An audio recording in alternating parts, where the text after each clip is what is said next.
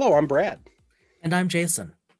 You are listening to Dice and Mind, a monthly podcast in which we explore the meaning of life through the lens of RPGs. We're lifelong friends, a couple of guys in their 40s who along the way had families and became professionals. Over the years, we've talked about pretty much everything. But recently, we realized we both had an interest and some history with tabletop role-playing games. So, In each episode, we will consider everyday stuff like science, religion, philosophy, and economics, all through the lens of a specific role-playing game and its dice mechanic. For example, what would I have to roll in the Edge of the Empire narrative dice system to get that promotion at work? or would getting that paper published give me advantage on a subsequent D20 roll in Dungeons & Dragons? If I were DM, likely not. But join us now and every month to think deeply, geek out, and explore how RPGs make the world just a little bit better. This is Dice in Mind.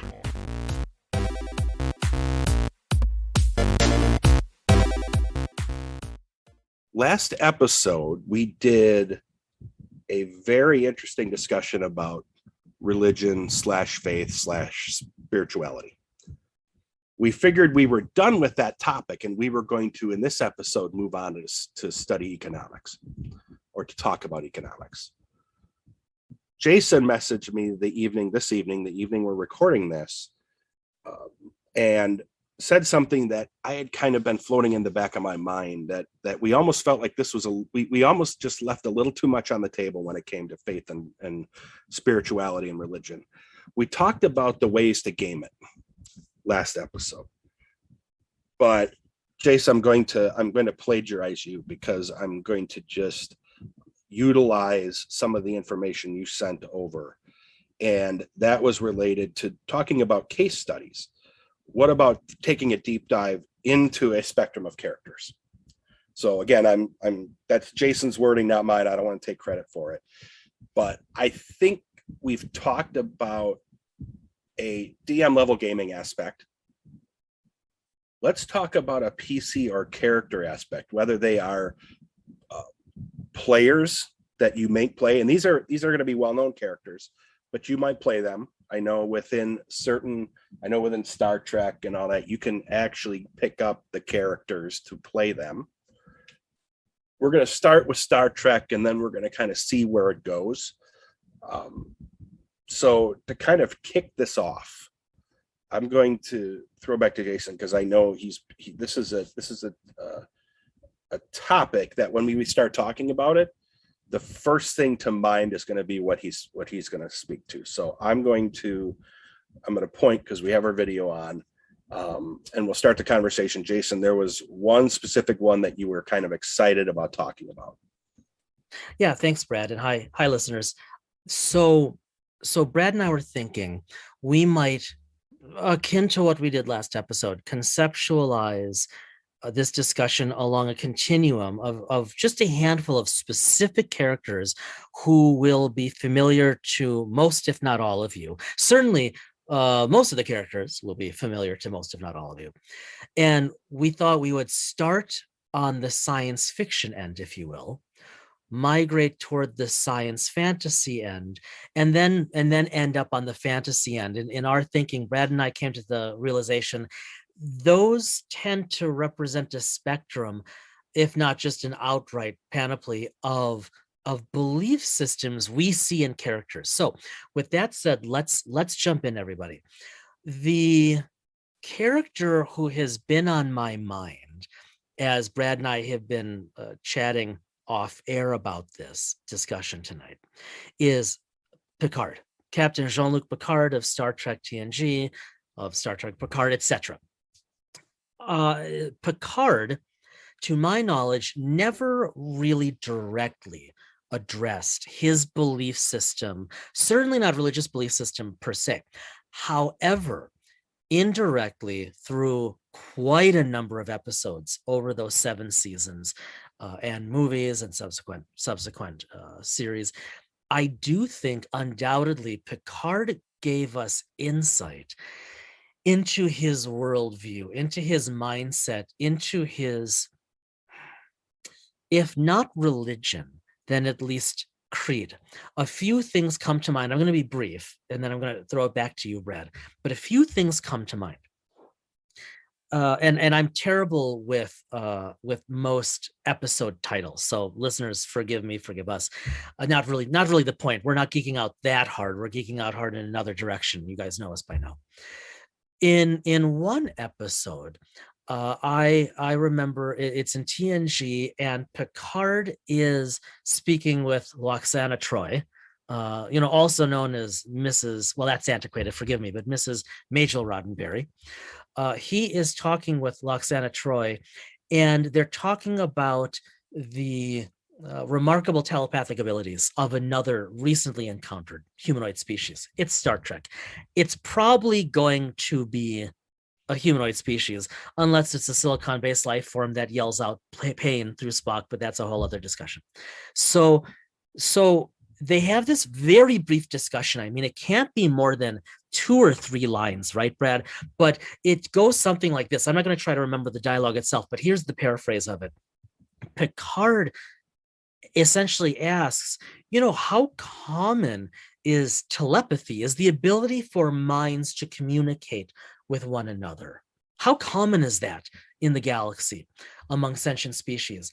And Loxana Troy, Ambassador Troy of Beta Z, responds essentially, it's very common that consciousness, that mind, is just a fundamental facet of the universe. And Picard responds, in the way that Patrick Stewart can.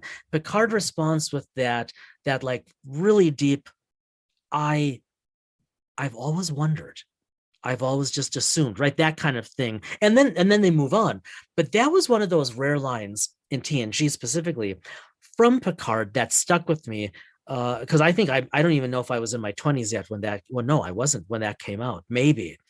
And so that's a hint that there is, if not a belief, that Picard has an assumption of some sense of unification, oneness, belongingness of sentient thinking species around the universe. That might not sound very religious on the surface. I would disagree with that.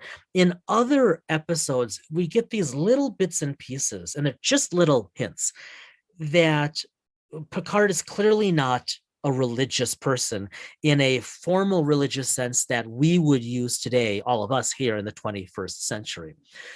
But his dedication to honor and integrity, his dedication to treating everyone with respect, his assumption that we are all connected, as he said more than once, especially when being diagnosed by Dr. Crusher with Aromatic syndrome, which turns out he had, sorry, spoiler alert, if you're not watching Picard, you should have by now.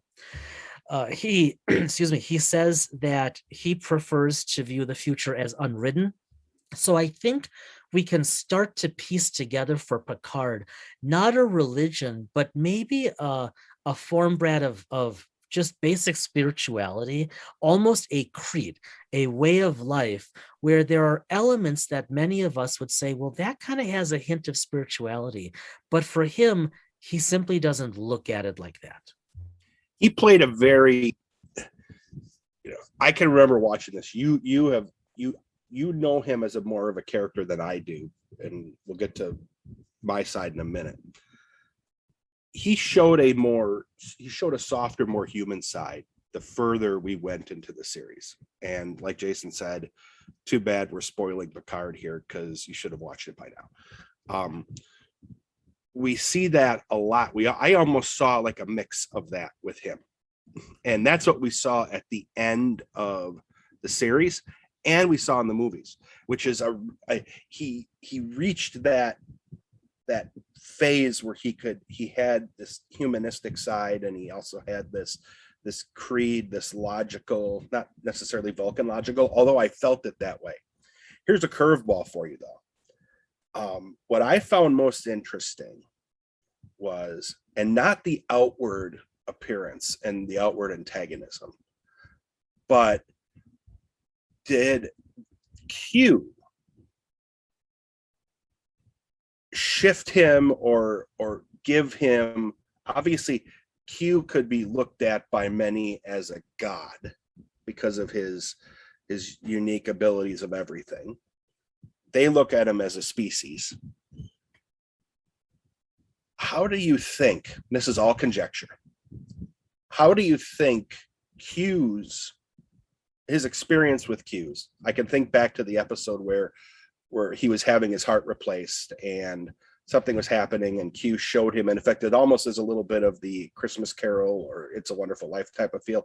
Here's what would have happened if you hadn't gotten stabbed early in your life and you would have played it safe. And he played him, and it showed Picard as like a second junior lieutenant science officer or something. So Q rattled him, obviously.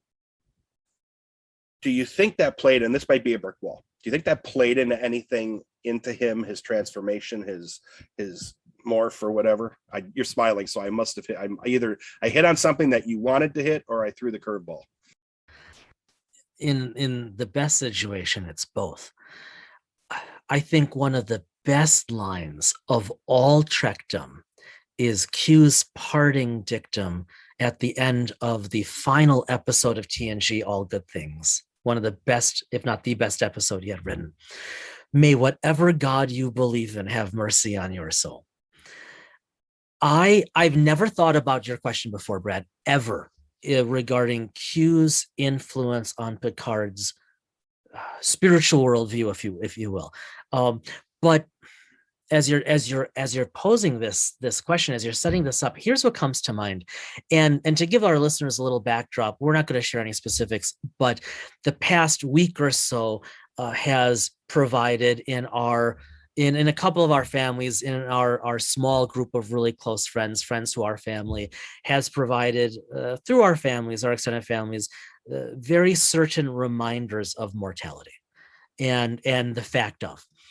Well, I think, Brad, that's essentially what you're talking about when we see Riker and Picard on the bridge of the D at the end of Star Trek Generations. Just a second, let me take out my pocket protector before my wife comes in. When we see that, Picard says something and Riker responds, "Speak for yourself, sir," or something to that effect. "I plan to live forever." And I remember when that came out. So what was Generations 96, 97? Give or take 97. Thanks. Brad's holding up fingers because, that's the kind of mathematicians we are. And he's muted.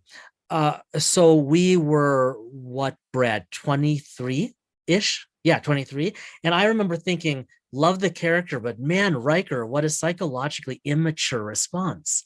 And so already Picard, who in that scene would have been in his approximately 60 in that scene, he already knew better. Okay, now we get to your point, my friend. Just a reminder. I never saw it. I saw it more as humor with him. But remember now, number 2, at one point in the series, he was a Q. He was imbued with Q.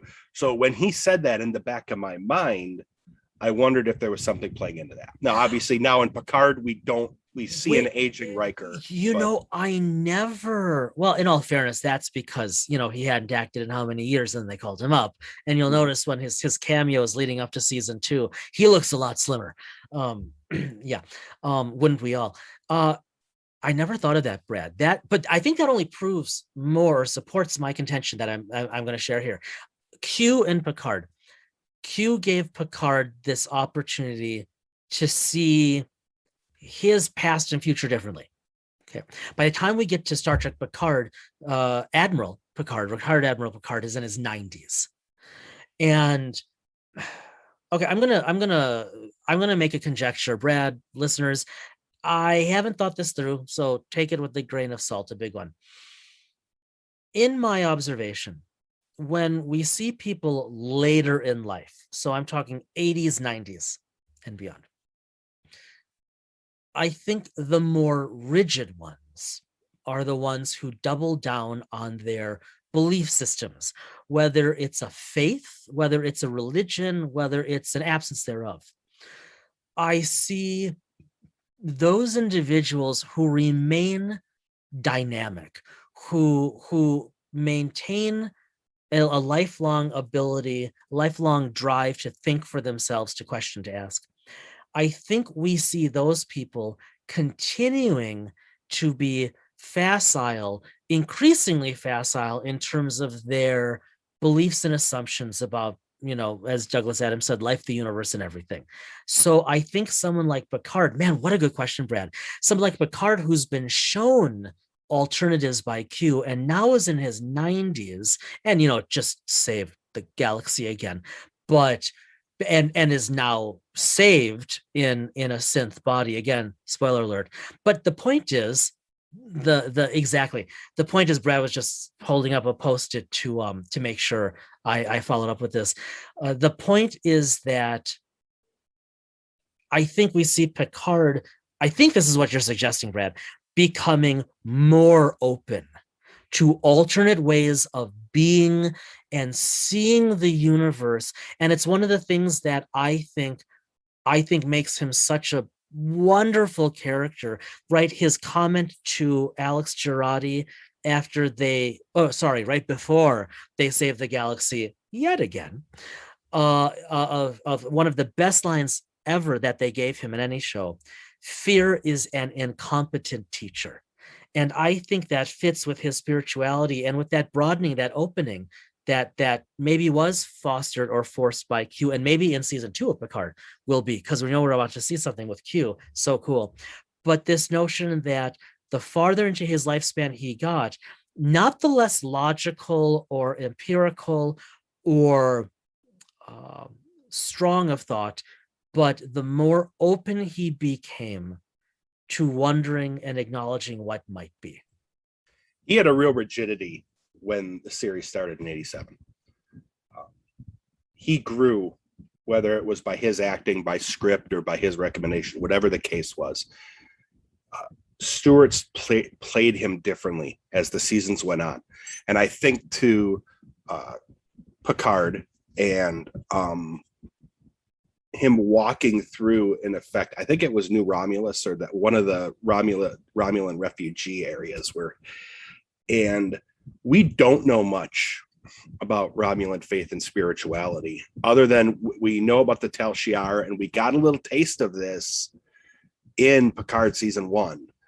And so I won't, we could go down a rabbit hole. Someday, I guess we're going to get to Star Wars, because we're going to probably get stuck on track. We're going to get to Star Wars in a sec, but I want to ask you, because we were talking about this off air.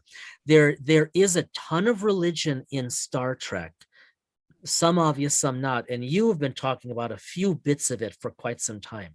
What character would you call out, maybe from a different perspective, as an example of a character? Well, much like you with Picard, I have my favorite character is Benjamin Sisko, by far. We saw a growth in him, and a growth in him. In the first episode, we saw the Battle of Wolf 359 when he had to evacuate and his wife died, and they move into the point where now Sisko is considering retirement or leaving Starfleet with his son as a single parent. He goes to DS9 under this assumption that he probably won't stay very long. He's dealing with Captain Picard, who he still sees as the man who murdered his wife when Picard had been assimilated as Locutus. Then all of a sudden, out of nowhere, you get this spiritual, religious aspect. And Sisko did not want to embrace it. I look at it as very similarly where Sisko had a creed, and and in effect, it was attacked at 359, much like the ships were attacked. So I think for him, he had conflict. I don't think necessarily God's spiritual type of conflict. He had an internal conflict. And then in the midst of that, when he gets put on the station as a commander, all of a sudden now faith and religion, the religion of Bajor, the faith of Bajor, gets thrown into his face, and he becomes, in effect, not a prophet, that's the term, but an emissary, a messenger. He is one step below the prophets themselves in terms of his, in terms of what the Bajorans see and how they see. So, Ira Stephen Bear and the writers and all of them throughout TNG, and we didn't see much of it. It was really more to your point. There was a very logical, I never found it closed-minded as someone who has, personally for me, I'm a Christian. I never saw it as closed-minded. I saw it as the focus of the show was on science and logic. And I saw faith values in the Prime Directive and how they interacted with new species and existing species. Now all of a sudden I got thrown a curveball where they were going right at, not in a negative way, they were going right at religion. Sisko resisted it for a long time. It was almost like it was attacking his own creed and belief by putting him in a position where he had to coexist his own beliefs and he had to play this part. By the end of the series, he had embraced it as much as he could. He embraced the idea that they saw him as a messenger of wormhole aliens or prophets. He was okay with this. He took part in festivals and things like that. The curiosity, though, is toward the end of the series, he talks about building a home and living on Bajor with Cassidy Yates and their newborn and Jake. And you never know for sure if he's fully embraced the Bajoran faith, because he was put in a position where he wasn't a follower. He was, in effect, a leader. There's this push and pull tugging with him as a character that I really wish they would have fleshed out further. And I know that, oh my goodness, I feel so silly. Hold on. What's the actor's name? I'm embarrassed that Avery Brooks. Thank you. Goodness. I can't believe I didn't know that. Avery Brooks has all but said he's retired. He teaches. He's not going to play. I mean, there's been rumors that he might come back as Sisko. I don't think for a long time, he had no interest. He didn't take part in conferences and things like that. Not from an acrimonious perspective, just he was done with it, and he wanted to teach and study, and I give him a lot of credit for it. But he played that part. He almost played a Picard-esque type of part that had more of an emotional baggage when he landed on DS9. And then they threw more baggage on top of him.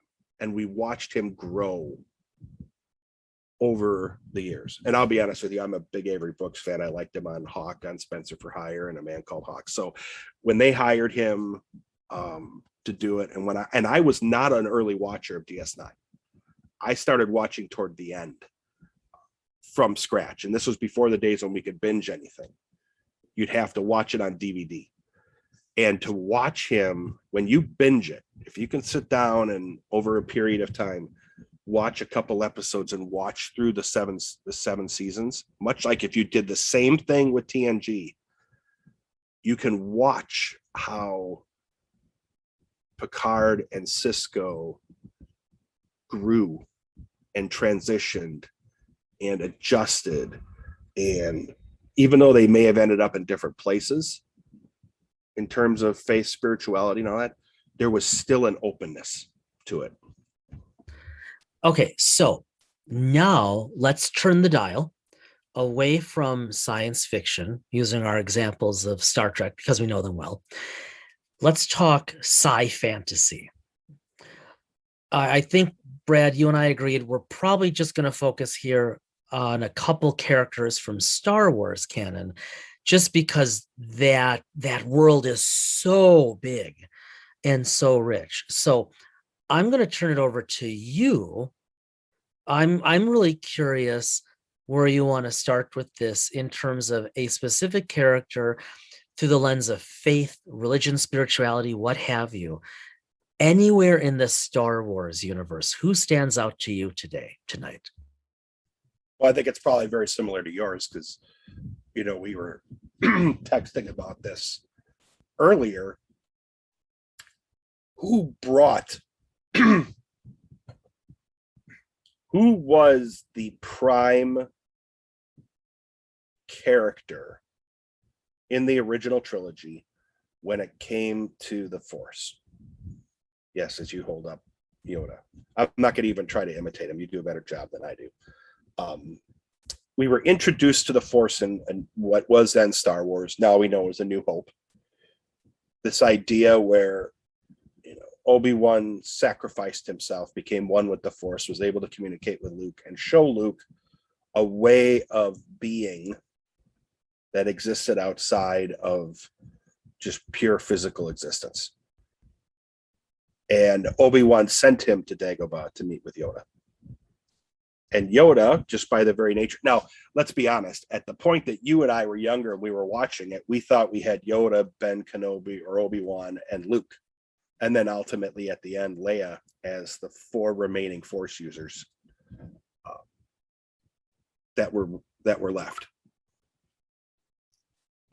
We now know that there were others, potentially. You know, between all these series, we know that after episode 6, we had Grogu as a Force sensitive part of Yoda's Force sensitive species. We now know that potentially Ahsoka, you know, obviously survived Order 66 because she's showing up in The Mandalorian. We know that not all, this is a fascinating point to me, is we thought growing up as a kid, there were only 4 people that used the Force. Now, all of a sudden, it's infinite, but still, and I don't want to get too deep into this because there is an article out there. This is something we'll have to talk about another time, mark it on your thing, where the idea of the Force not necessarily being light side or dark side, many believe that Yoda's the one that pushed the Jedi purely toward the light side, and that then created this light side, dark side. And I think they started playing that out with this idea of dyads with Ben Solo and Rey. So, but getting back to it, I'm digressing. Yoda, purely the one that was the father of the modern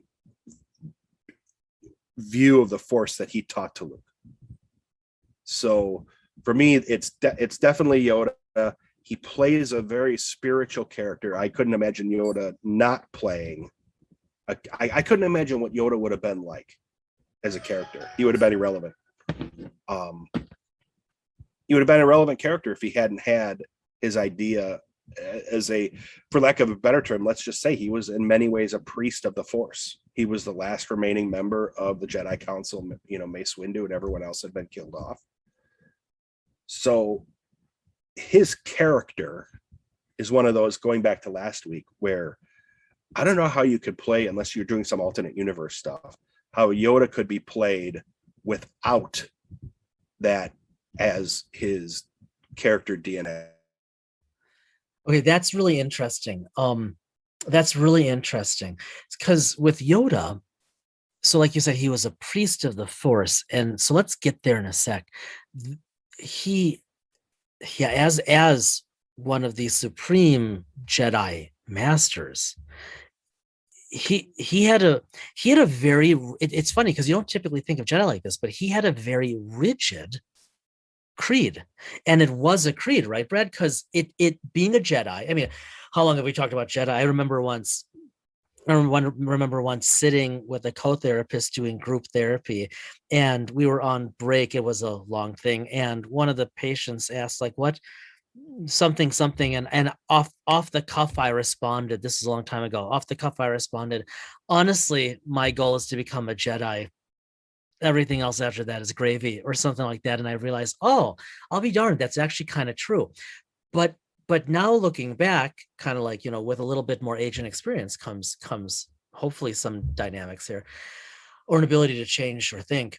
Being a Jedi, it's a creed. It's a creed that dictates almost every facet of your life. Like in one of the prequels, when we see a young Obi-Wan, right? Hello there. I have a friend who could do that really well. We see him go to the cafe and order some calf to talk with, I don't know, whoever, Dax or whoever the four-armed guy was. And I remember thinking, whoa, a Jedi drinking coffee in a diner. That's pretty risque. And so I think you nail it with your description of Yoda, who still, I mean, he's on my desk right now. Don't worry, it's a plastic one. I'm not hallucinating. But it was super rigid as a creed, as a belief system. Okay, here's a second character to complement that, Brad. At the end of The Last Jedi, I don't know what his name is. I don't know if there's a canonical name for the character. Because you mentioned, we didn't really see them go the route of the Gray Jedi, something you and I agree was a major lost opportunity. The other major lost opportunity that I actually had been banking was what they were going to do with what became Rise of Skywalker, and they did not in any way, shape, or form. At the end of The Last Jedi, we see that stable boy, that nameless stable boy, reach out for his broom. It comes to him, and he walks to look up at the stars, and of course he's wearing the what do we call it now, the resistance ring and whatnot. Okay, the antithesis of a priestly order of Jedi would be the true democratization of the Force around the galaxy. And so just in terms of our discussion this evening, or whenever you happen to be listening to it, everyone, the notion that maybe the Force would become to be recognized as this pervasive element of the universe by the general populace of the galaxy.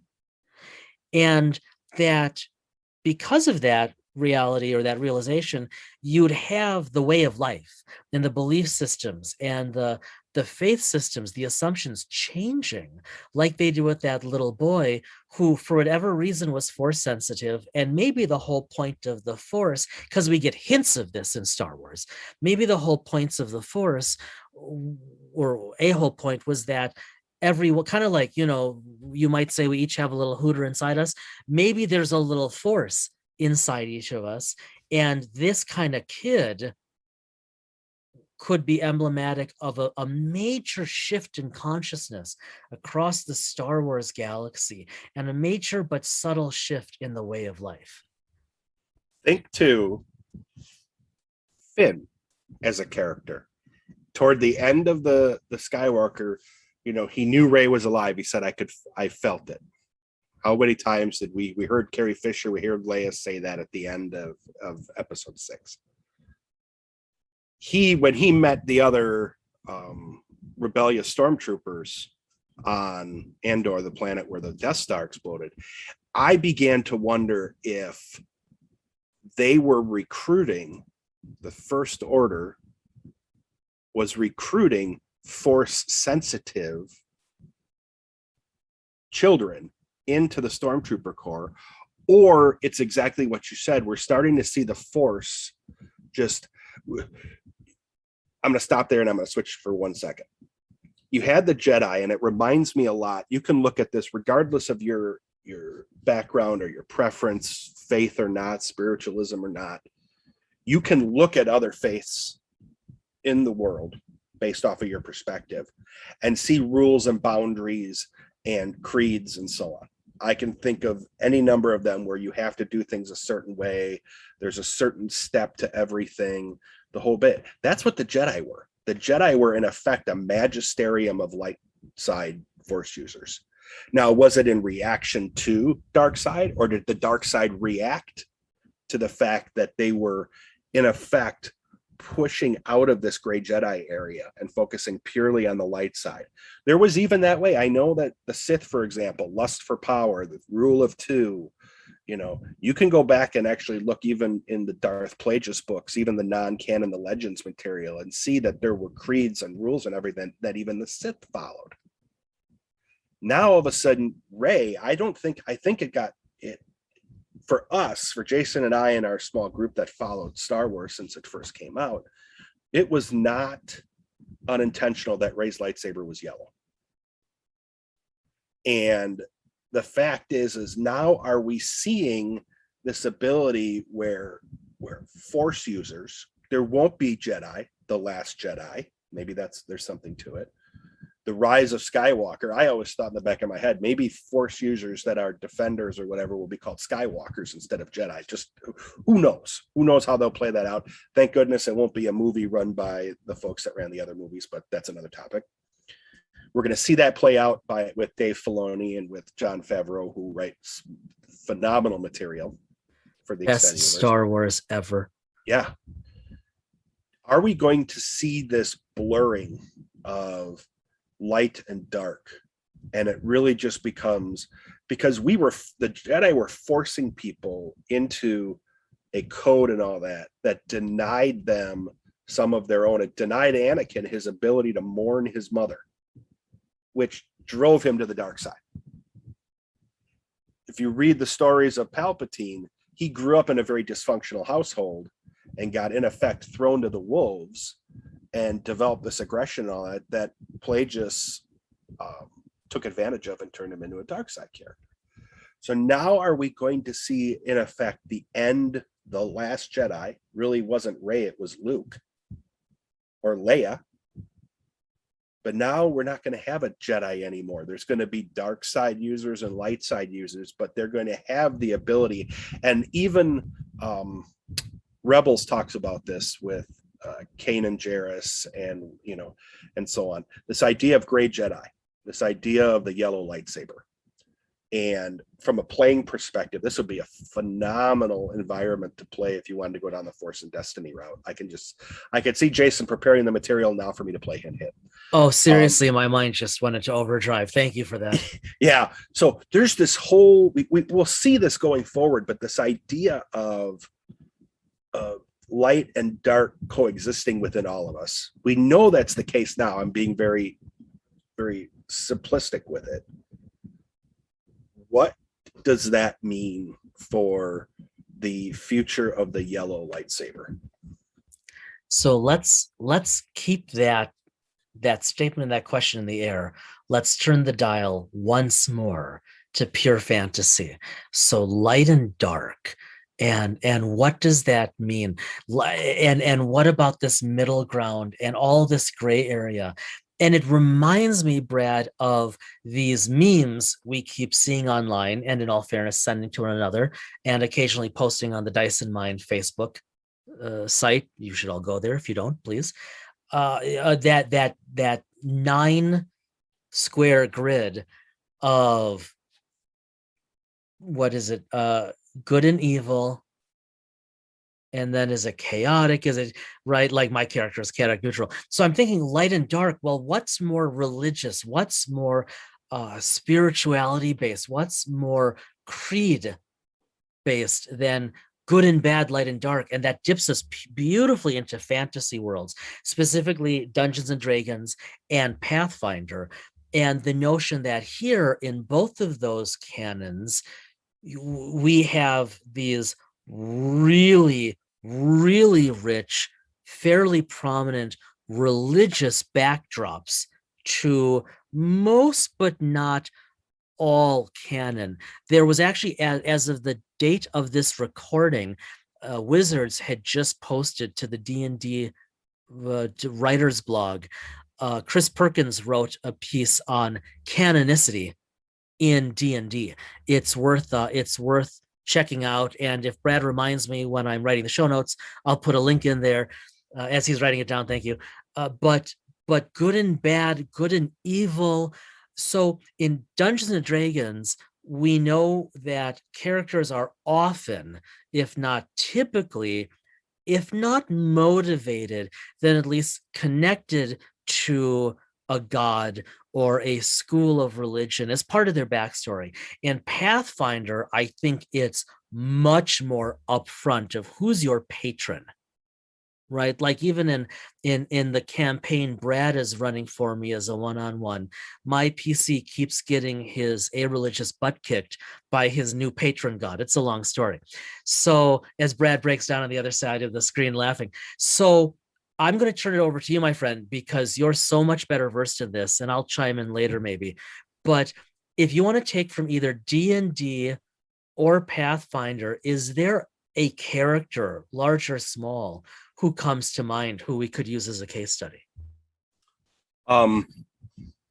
Weiss and Hickman, who actually were part of writing the original Firefly RPG, wrote a series of books. Many of you may know them, some of you may not. The Dragonlance series of novels based off of the Dragonlance world that was developed within D&D.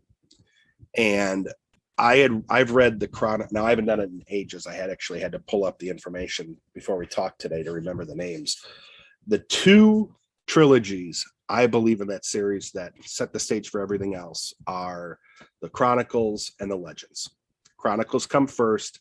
Legends are the secondary trilogy, and then there's umpteen number of books that sit around it that are prequels and whatever the case may be. Now, a little bit of this, I think I've said this before. I've done a little bit of I've plagiarized some different worlds. It's a reason I have D&D books going back. I use those as reference guides when I started building out the what I call the vastness universe in our own game. The Dragonlance series starts with, in effect, you have Paladine as the god of good, you have Gillian as the god of neutrality, and then you have Takaisis as the goddess of evil. And then there's sub gods under there, like, Lunatari, which is the god of neutral magic, and there's also Nutari. I could send a link, but I've given some names like Nuatari is the god of evil magic. So Mishako is the good goddess of healing and restoration. They have this whole plethora, this whole idea of a polytheistic faith. And Dragonlance, the adventurers together are on an adventure that's really driven by the gods and religion. And when you get to the legends, it becomes even more so when you see Raceland in effect go back in time before to in effect become Fiston Daedalus himself, the really in effect the most powerful black mage of the Dragonlance universe. So I don't want to get too deep into it because, again, Jason, you've probably heard enough to get some idea of maybe what might be going on in the vastness universe. No, go on. But yeah, I know you're smiling as you say it. This idea, they created a god in effect for almost anything and everything going on. By the way, Jason, that's not the way we were doing it in the vastness universe. So just bear that in mind. But their creed, if they followed one, I think of Tanis Half-Elven, one of the main characters in Dragonlance. He really didn't follow per se a god, but he had a creed. But when you got into clerics who traditionally worship, or when you got ironically into magic users, mages, wizards, the magic users of this universe, they tended to follow a god of magic within their realm. And we saw a main character move from the god of neutrality to the god of evil. No, Jason, that's not part of the show either. I use that as an example. The whole Legends trilogy is based on that. And there are characters that aren't per se religious or follow a god, not the god, follow a god in that series. So for me, that is a very, very solid example of where they took fantasy and they applied faith. At the same time, they had characters that were Picard-esque or Cisco-esque or whatever the case is, that lived off of a very stringent creed. And they were both good, neutral, and evil. If I remember correctly, Tasselhoff was a character that tended to slip toward the neutral area. Wasn't he a Knight Rider? Just kidding. Go on. Yeah, David Tasselhoff. Yeah, you're right. No, actually, no. But good call. I had to think about it for a second. I know he wasn't the voice of Kit either. That was Mr. Feeney from Boy Meets World. See, this is what happens when you send me off on a tangent. So long answer to your very short question. For me, that set the example in terms of, and you can go to the Planescape world, you can go to the Forgotten Realms world, all of the D&D universe, you can find material about gods and faith and worship and but you can play without that.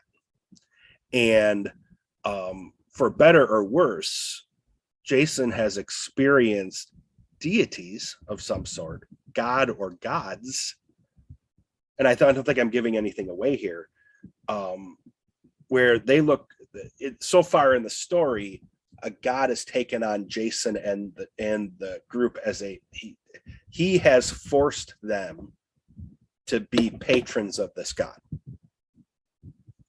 which is almost the opposite. Instead of the PCs choosing to worship, the god is almost in effect forcing worship. Well, it's the Steve Jobs mentality of godhood, much like you have to tell the customer what they want before they want. You have to, you're right. You have to tell the proselyte who they worship. Yeah. So I'll transition over, but that series of books, if you haven't read it, now it's pure fantasy. So if that may not appeal to you, but if you're ever going to read, in my own humble opinion, if you're ever going to read a fantasy series of books, and I had an original set that I wish I would have kept, but I know they're on my bookshelf somewhere. I think they're buried amongst my RPG books. I kept those two trilogies alone.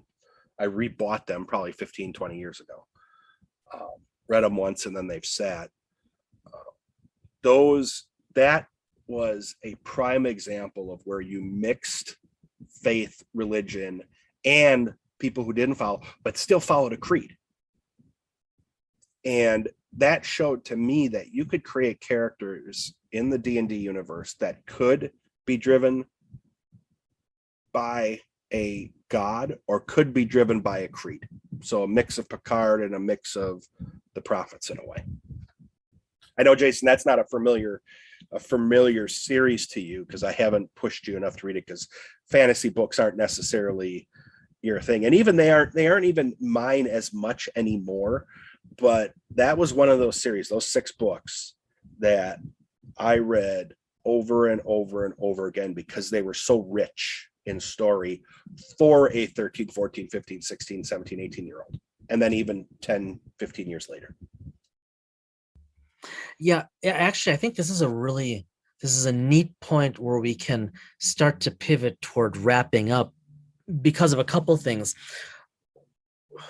One thing is, okay, so with D&D, so you got me thinking, and you're right, this is all really interesting to me because it's all or largely new to me, which is neat. And I think you made the point well, Brad, that in D&D, even more so in Pathfinder, again, that there's this expectation that any given character has a belief system, probably an outright faith, whether they accept it or reject it. It's just kind of woven into a lot of the canon or even unofficial canon for these games, right? It's just the worldview. Yeah, and I'll just interject. That's where alignment comes in. Alignment almost by default sets that creed for you. For you, even chaotic neutral, when you play that character, right, you have to play it in the context of being chaotic neutral.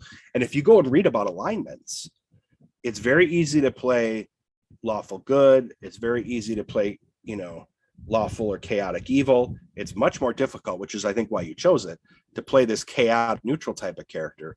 By default, you are setting, whether it's written or not, a creed by which you have to play. And watch online. Watch how people set their alignments and how they have to play within that alignment. If I'm really going to be honest, I primarily, not exclusively, chose chaotic neutral for the alignment of my PC in our campaign because I thought it would give you the most hassle, because it would allow me to be unpredictable. I thought it was because of the real life person that you modeled the voice after. And Alan Rickman. Yeah, that too. Every time we play, and we do get into character at times, and that's not something we're all normally used to. No. Jace will play his character with in effect, Alan Rickman voice. Though I can't do it. It's really bad, but I try. It's not Alan. It's not No. Snape-esque, but it's still good No. Alan Rickman. Yeah, it's honestly sounds closer to Marvin the Paranoid Android, but again, so to kind of come back on this full circle, I don't know much of anything about the character I'm going to cite, but I'm already intrigued. So listeners, when this episode drops, we are going to be approximately 1 month away from the release of D&D's Fizban's Treasury of Dragons. And I want to use the character for just a brief moment of Fizban the Fabulous, because in my mind, it helps to connect all the way back to Star Trek. So bear with me here. In Star Trek and a lot of sci-fi canon and RPGs, we have the assumption that there either is no universal creed, or there are very few faiths, or those faiths are less relevant and evolutionarily immature. Certainly that was Roddenberry's take. But yet, as we've talked about in Star Trek already in this episode, we clearly see that many characters have these deeply held creeds that may or may not have a spiritual, if not religious element. And then we shift that again, we turn that dial toward sci fantasy with Star Wars, and there, man, all kinds of things are fair game. And we see religious-esque, at the very least, religious-esque themes pervading a lot of famous characters. And then we go pure fantasy, D&D, especially Pathfinder, and it's all over. And like you said, Brad, you look at this series of books, and you look at these pieces of canon, or shall we say, second suburbs canon, and we see a ton of it. And then Fizban is interesting because my understanding is here was this brilliant old wise wizard who, because of his knowledge, was ridiculously powerful, but also supremely congenial and gentle. Well, what did he study? He was the world's greatest scholar of dragons. And dragons draw their power from the very creation of the material plane. Okay, so for our discussion, everybody, just think of how implicit that is, that there is a religious, spiritual element inherent to the very fabric of the cosmos in which these games take place. I think that's really neat because it's a complementary way of asking about religion, faith, spirituality, creed, and then back end that against our Star Trek Picard discussion, Star Trek Picard, and how he too, and many others in the Star Trek canon, many characters had this assumption that there were these fundamental truths. The truths were simply different.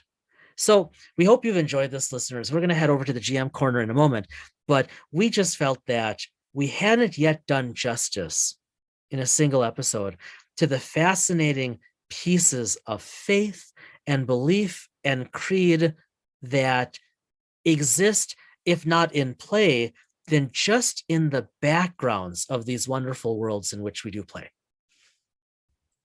Yeah, and so as we move over to GM corner, we didn't mention this at the outset, but personally, I haven't done as much reading this week. I have one item or two items that I've been kind of playing in, but Jason and I and two of our friends, we all got together. We all drove almost equidistant from our home locations to meet in a central city to see each other for the first time in real life in, we think, potentially 2 years. 2019, we had a couple, we had an event or two where we were up in Jason's area, and then the end of that was 2019, right? Yeah. And then none of us saw each other in person 2020. And I jokingly told him, I go, okay, like him and I sitting here like this, and he and I shared a room just because it was cheaper that way. And but I think I'm. We can just be honest. Yeah, but point being is him and I talking in the room didn't feel a ton different, although it is ton different than us sitting here and talking here. It was just weird. We were all in the same location together, and we played some cards and we had dinner and went out and had a drink or so. It was very benign. We're very non-rowdy middle-aged men, including our friends. But to me, since the past episode, that's been the most important thing that's happened, was to all of us get together again. And we're going to get together yet again, where it's very condensed after not being together. We're going to be getting together again from the time we record this a week from now for another family event within the group. And so we went from not seeing each other for almost 2 years in real life next to each other. We're going to have it all at once. And for me, that's just phenomenal because I've missed seeing everybody. I think just for me, though, I think what appealed to me the most is I think you sent a picture of this before we got together. So the way we recorded this was we saw each other a week before, almost to the day, week before we recorded this. But you had sent me a picture of something you were working on related to Star Trek and our supposed project that is the worst kept secret on the planet. So I actually have sitting next to me on my desk, I have my 2 D&D books because once we get through some of the stuff that's going on in all of our lives right now, Jason and I are going to get back to gaming. It's just right now, it's just a little tough with many things going on at once. But I really have been itching to dive more into Genesis. But Jason doesn't know this yet. Because I threw out kind of a tidbit with the whole Force and Destiny thing. I would like to find a way, whether we get a group of guys together, or I know, Jace, you have some of your nephews and your daughters play. I would like to try to play another episode or another game or two of Star Wars FFG. And it's because I want to get a better handle on the narrative dice system. I can read about it, but playing it and applying it is different. So long answer again, there are no short answers to short questions with us, but Genesis, D&D, that's been my focus. I think I mentioned before, I have Pathfinder 2. I have the core book. I haven't even gotten to it. I probably won't until the winter. There's just too much. How about you? Oh man, Brad, I can feel the Force flowing through me at this point. I will start mentally writing that adventure tonight. Don't tease me. Don't play with me here.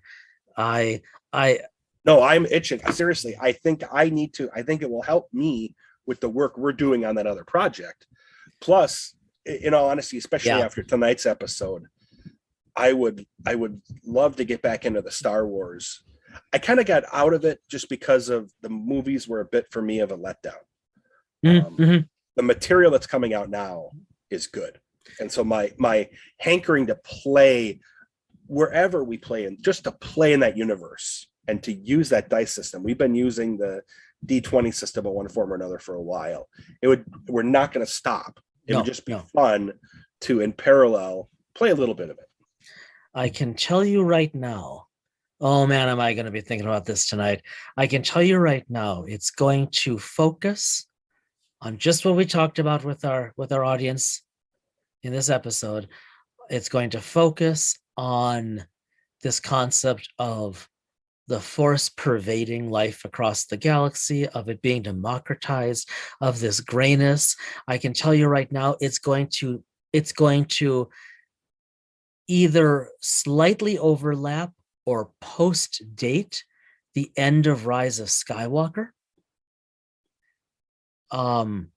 He did not know I was going to say this. No, this is truly out of the blue. Yeah, this is something I just stated right now. He had no idea. I think he could see the sparkle in his eye because he didn't realize I was going to mention it. I did not. There will be more to follow. And for the benefit of our listeners, to wrap up here, to give them more insight into, yes, the worst kept secret in the universe, but that's only because you go out of your way every episode to remind them, which is great. The Brad's laughing because he knows it's true. What I sent Brad was I sent him some screenshots that I had started taking notes to develop the brushstroke backstory, if you will, brushstroke almost visual canon for our Genesis port to Star Trek. And that's starting to gel in my mind. I will say though, Brad, I really like your idea of one. I don't want to use the word excuse, but one excuse to play some Star Wars would be so that you can really bone up on the dice system. And honestly, because I haven't played it in a couple months at least. Same here. And then as we're playing, we can make it a point to discuss the weaknesses and mechanics. There definitely are some. The Genesis system is a bit of a refinement and improvement. Okay, we're going to wrap it there, everybody, because otherwise we're going to be on for the next 3 hours talking about our incoming game. Brad, I'm going to turn it over to you to close us out, my friend. Well, normally I open and you close, but I will just say thank you to everyone for listening. Follow us on social media. Jason is very good at posting out on our Facebook page. If you need to look up Dice in Mind on Facebook, you'll see it. It's right up on top. I noticed just this week, if you search Google for Dice Mechanic podcast, I think we were 6 down on the list, which is pretty impressive. It's not that everyone's looking up Dice Mechanic podcast. But and if you I did this tonight, if you type in Dice in Mind, we have a bunch of the first hits. If you have Dice in Mind podcast or even pod, we take most of the page. Yeah. So it's happening. We're seeing SEO. I'm in charge of Instagram. And we had for lack of a better term, a very geriatric primer on Snapchat from our friend who is much more, Jason's laughing, a much more social media adept person. He's the same age as us, but we were sitting it was the most middle-aged thing we have done ever. Oh, yeah. We were even embarrassed by it. Yeah, we were sitting at a bar, just a very benign bar. Some of us were drinking soda, but we were just relaxing and talking. And we started asking about Snapchat, and so we got a very remedial. So we're going to see that, but Instagram is very picture focused, and so it's a different type of social media. But I'm working on building that up. You can find us all over. Now we're in iHeartRadio. We're going to be working on our website. So more to come. Look for us on social media, email us or write us, send us a DM. You'll see Jason and I directly posting out on the page. So you can send us directly a Facebook Messenger message if you want. Ask questions, provide commentary, dispute, criticize, provide thanks, send money, whatever, I joke, but whatever you want. But we're appreciative. We know that our listenership is growing slowly, faster than I thought, but slowly. So I'll let you. I'm gonna actually be quiet and I'll let you wrap it up. As always, listeners, thanks so much for listening. If you've been with us since the first episode, stay with us. We appreciate it. If you're new to the podcast, as Brad just said, drop us a note in whatever way you like. We're out there. Let us know what you think. Let us know what you'd like to hear more of. We would very much like to engage with our listener base. We do this as a labor of intellectual love and of shared fun in the friendship of it. And we know there are lots of you out there who are at a point in your life where you want to be doing this stuff, whether you're playing or just want to think about playing, much like Brad and me getting back into it just a few years ago, because you miss it. It makes you feel good. And, after the past couple of years, everybody out there, should be looking for ways that they can be well, be happy, just feel good, to use poor vernacular. And this is a fun way to do it. So thanks for listening. We welcome you into the conversation.